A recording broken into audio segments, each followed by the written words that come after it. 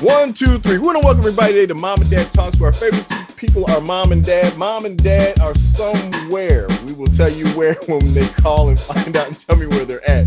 But today we have a special guest. His name is Dr. Oliver Davis Jr., someone that I looked up to, went to school with, admired his father, admired him, admired what he's done with his family and stuff. And he happens to be a mental health expert because today is a very interesting thing because we're going to talk about this Buffalo shooting. And Yeah. unfortunately, you always see this where it's a mental health problem when someone premeditates and goes out and purposely plans on killing African Americans. You saw it at the church. And then these guys are taken in as though nothing happened to them, and they see unarmed black men just basically getting killed just for the fact they were threatening. And these people actually kill people and always walk away. But I don't want to talk about all of that right now. But what are your perspectives, Dr. Davis, on this shooting? Well, thank you for having me on your show, Mr. Hunt. To tell you the truth, yesterday I was in our local grocery store, Kroger's. I go there a lot. It's in the district that I represented in the city of South Bend for 12 years. And it's nice to go. I'm a person who's still, prior to my campaign, during my campaign, while on the council, I would get in my car and go to the grocery stores in my district, because that's the place where I can meet so many people. They say, Councilman, you got a minute? You got a minute? I go from the ice cream. I learned to do ice cream last because they would have melted by the time I got out of the store. But I'll go there and meet the people, talk to the people. I said, hold on, I'm coming over to aisle 5 in a second. Hold on. I'll be over there. And I go from one side of the store to the side back to the checkout, and it's amazing. And yesterday I was even at checkout, and I was talking to a group of people, and we said, here we are talking, and it was predominantly African American in the store where I was at the time. And I said, just a few days ago, can you imagine we all could be in that store where they come and they shoot us? And it made me just think about it, because I'm in the grocery store so much. I mean, I literally purposely go there. Some people like to do the online shopping. I like to still meet the people. I'm just a hands-on guy. And that kind of a store where they were in Buffalo was that kind of a place. That was the meeting place. That was the place where groups of people would always come, especially on the weekends, to deal with that. And the more I've learned about it, the more I've studied about it, it just reminded me of the store that I do, where I was going. And the pain to see the wide range of people who were killed, from young to middle age to old, was devastating. And then to realize how much planning went into it. Yeah. And if this had not happened, if they had not stopped him, he was planning to go to other places that were in the African American community to kill him, all because of what he's been studying on online settings and his family talks and everything else. And some people, he was so young. It's amazing. I worked in the middle school for the last 8 years, and I've worked in high school too, and I've worked in elementary. By the time they finish us in middle school, people already have a solid political ideology that's already embedded in their life. And that's so deep. I didn't say by the time they finish high school, by the time they're finishing middle school. Yes. And as a licensed clinical therapist in the state of Indiana and in the state of Minnesota, I see this. And you see where their views are, where they hate certain groups of people, hate certain genders, certain populations. It's there. It's embedded from that family of origin, that neighborhood they grew up, that region of the city they grew up, that city, the county, the state, what's being shared on social media, what's been said at the table, all these things are feeding into families. And they've been there, but now it's more intense with all of the different technology that's out here, which can be very good. You and I are in different places right now. We can reach out to each other, but it can also be used in a different way that is challenging us to look at what this is doing to our mindset, what it's doing to our young people's mindset. So here, an 18-year-old was already ready to kill and did kill. And the thing about it, there are people, what's so amazing, he put this where people were actually watching this. He announced that he was going to do this, and people were sitting there just watching it. That's sometimes I wonder, okay, we can see that he's the problem on one side, but the people who are sitting up there watching live human beings, this is not a TV show. This is not a reality, some kind of, Hollywood thing. This is the reality. This is real. And they're sitting up there watching people get shot, eat popcorn, peanuts. Okay, wow. That's how cruel our world has gotten to. And you bring up a great point. Nobody called that was watching this online to the police department that something's wrong with this. That shows you. I mean, when you look at a lot of the media games where you these are so real. I mean, when I back in the day when I was playing little things on the our football, we had dots, dot, dot, dot, dot, dot, dot. Now you play football on the online. It's like real football. Yeah. I mean, you can almost tell the difference between what's in the NFL or what's on the computer technology has come so well. So when people are shooting, it looks real shooting. So when they see it and it's actually happening, they've been numbed. Yeah. They've been numbed so much that they wouldn't even think to call 911. It's like, okay, shooting. Next up, 5 people, 10 people. Okay. All right, on to my regular day. And it's not even bothering them. And you know, that bothers me because here's a person who premeditated this. Parents, I guess, got him a gun from what I'm reading for this. He's already was proven that he was unstable for it. Yet no one questions how he was raised. No one questions what kind of environment he was raised in to think like that at 18 years of age to go out there and do a heinous crime. It's almost like the parents went scot-free. Like, you know, were they promoting hate? Were they pushing? Because, you know, I mean, like I said, there's already signs that something was wrong beforehand, and the parent got him a gun for what? People don't want to say this, but I say it. Show me your children, and I'll see your character.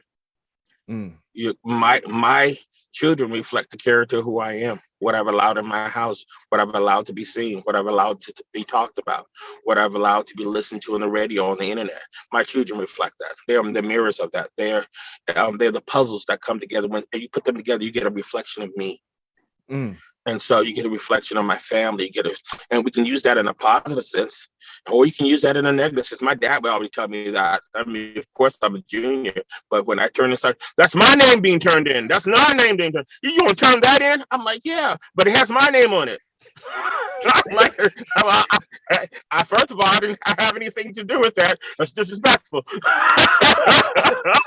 We can laugh because I was taught by your dad. Your dad did not play, and he was always about excellence. And yeah, you know, and I'm going to turn something. He put his red pen right on it, right there at the breakfast table. I'm like, what? I'm about to turn this in at 8:00, and it's 7:40. You're not turning that in with my name on it. No. When I see a red pen to this day, I think about my dad. But you know, but he was sending a point. Yeah. Not just that assignment, but I reflect him. Yeah. Okay. Every action I did reflected him. Yeah. And reflects my parents, and reflects my grandparents, and reflects my great grandparents, reflect the neighborhood that I grew up in, the city, everything else. Okay. And that's what did they do with this young man? They went back to his hometown. They went back to where he was from. They went back to his commuter. They're going to investigate all his high school, his friends, everything else. He reflects them. Who wants to be his neighbor, his cousin, his parents, his next door neighbor, his high school classmate right now? Nobody. Even in our city of South Bend, where I'm in the city of South Bend, Indiana, University of Notre Dame, one of the professors at University of Notre Dame was a part of the manifesto that he quoted from. If you go check it online, University of Notre Dame has put out a statement saying that they apologize that one of their professors was used as a rationale for this killing. Wow. And so here, the big University of Notre Dame is the engine of our city, our state, it's whole northern Indiana area. And one of the professors there that's still on the faculty, his writings were part of the whole manifesto that this young person used as a rationale to kill in Buffalo. And so in the South Bend Tribune yesterday and on our local news, they were all week. Notre Dame has been apologizing, saying we are not a part of this. We're going to do more investigation of this. We are bigger than this. This doesn't reflect our university. No one wants to be associated with this. Looks like my dad did not want to be associated with that pen, put his red pen. It's like, you're not going to turn that in because that reflects him. This reflects that professor and his writings who were hired by Notre Dame, who was this young man read. And you bring up a great point. You know, sticks and stones may break my bones, but names do not hurt me. We grew up with that. These kind of things do hurt people, this rhetoric. And you may think, oh, it's just play. It's not play.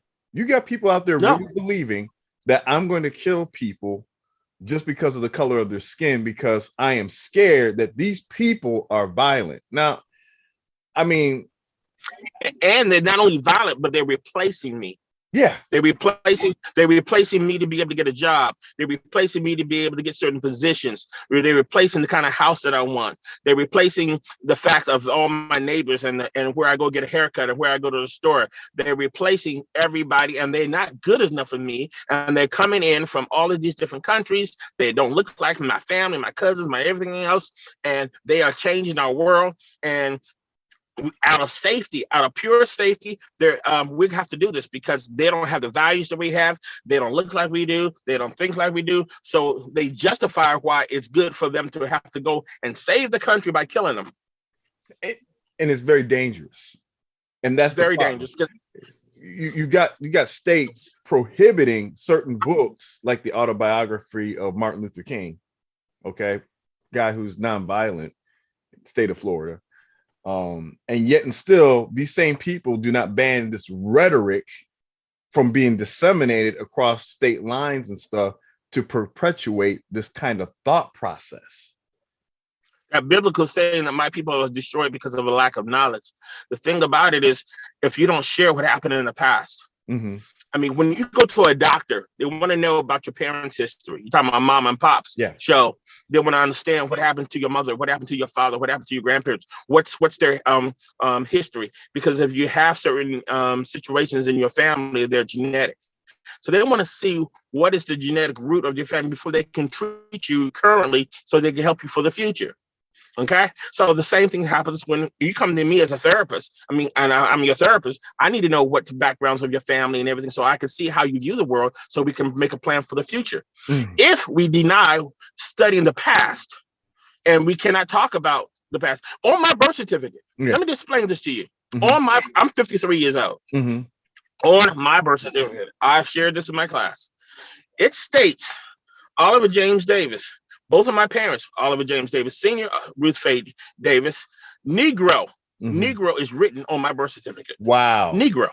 If I show my Negro, and my daughter said, "Can't you change that?"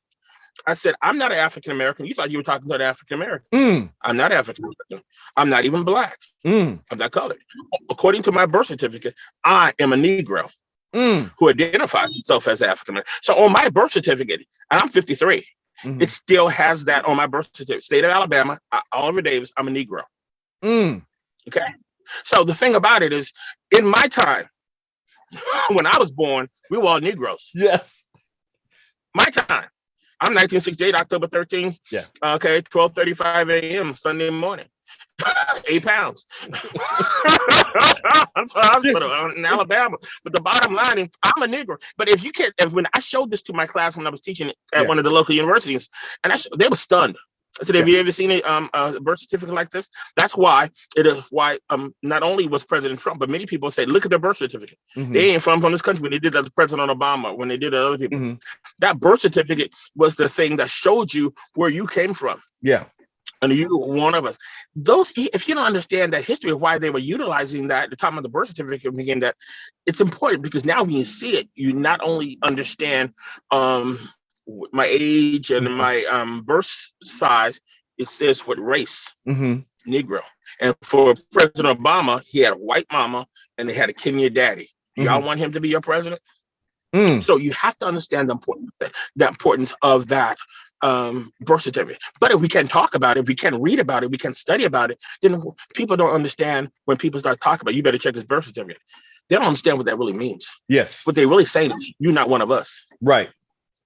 And you know what? At the end of the day, going back to our original talk here, because this is great. I'm gonna have to bring you back on the show because we have a lot in common, and I like your perspective on things. And plus, too, you bring in I mean, you've been on MSNBC, you've been in a lot of places and a lot of arenas there, especially in the political arena.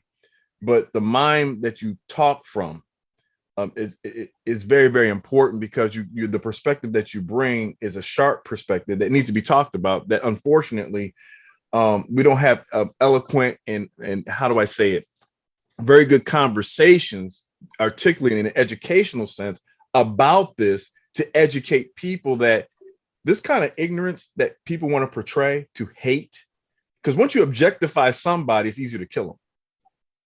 And here's something: so many people on the conservative right, whether they're Democrat or whether they're Republican, many of them profess to be followers of Christ and go to church. Well, if they are, they cannot be against understanding our history. Mm-hmm. Why? Because throughout the New Testament, I didn't say Old Testament, Mm-hmm. throughout the New Testament, you will find that they study the history Yes. of the genealogy of Jesus Christ. Right. Why did they study the genealogy of Jesus Christ? I mean, who? We see that in the Old, and then we also see the New. Who begot who? This one came from him. This one, and this one had this child, and this one had this child. That's studying history. That's studying the past. That's studying where they came from. That's going back into their slavery time. That's coming back into where Moses. That's why Joshua even told them, put down these 12 stones, so don't you forget. You always tell your children when generations come that God brought them over. So throughout Old Testament and New Testament, there was an encouragement to remember our history. Yeah. Okay. Jews, those who come from the Jewish background, want to remember the Holocaust. Remember how these nations came together to kill us and kill millions of people. All of a sudden, we get down to these conservative people and they say, oh, we shouldn't remember things because our parents didn't do this and we're not a part of it. How can you advocate for that when you are saying you're a Christian, when the whole Bible is about history? It's about what happened in the past. Yeah. And how we are to apply those lessons in our current life. You go into church on Saturday, Sunday, Friday, whatever day you go to worship. Okay. How can you argue or apply those biblical lessons to your life if you don't want to even study biblical history or current world history or nation history or state history or local history in your life? Well, you know, Dr. Davis, we're hitting it up against the limit here, man. And like I said, folks, an extremely educated person. I want to say I saw a picture of you and your daughter with your father. Dude, that was a classic one, and I'm hoping I can find it so I can show people what it is. But it shows what you're talking about. Your family represents generations of success. You trained up your daughter well. Your father trained you up well, and look at you guys. You guys are educated in a family history, a family lineage. Also, too, your dad was also a Korean War. He got one. He won a Bronze Star. But I give the credit to my grandparents, and I give the credit to my grandparents because of the fact that my grandparents, who did not finish high school, neither on either side, had a vision, had a future to see. They wanted their son to graduate. My dad went to Oakwood University. It was called college in 1947. Okay, and my mother went to school at Oakwood in 1950.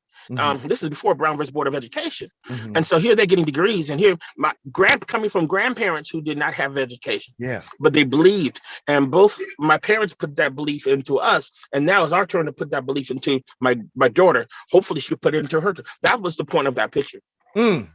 Beautiful, beautiful, beautiful. And folks, like I said, if you need Dr. Davis to come to one of your events or speak at one of your events, how they get in contact with you, sir? Call 574-876-6938. 574-876-6938. That's get you right to me. I'm also on LinkedIn. You just put in, you see Dr. Oliver James Davis Jr., and you can do that. And you can also email me, Dr. Oliver J. Davis 2020@gmail.com. That's Dr. Oliver J. Davis 2020@gmail.com. You get to me, I'll come and talk to you, encourage you, come on your show, and just lift you up, have a word of prayer, and encourage you to get out here and fight and make a difference and make this a better place. Well, thank you, Dr. Davis. We will have you on again. Until next time, people will see you on Mom and Dad Talk.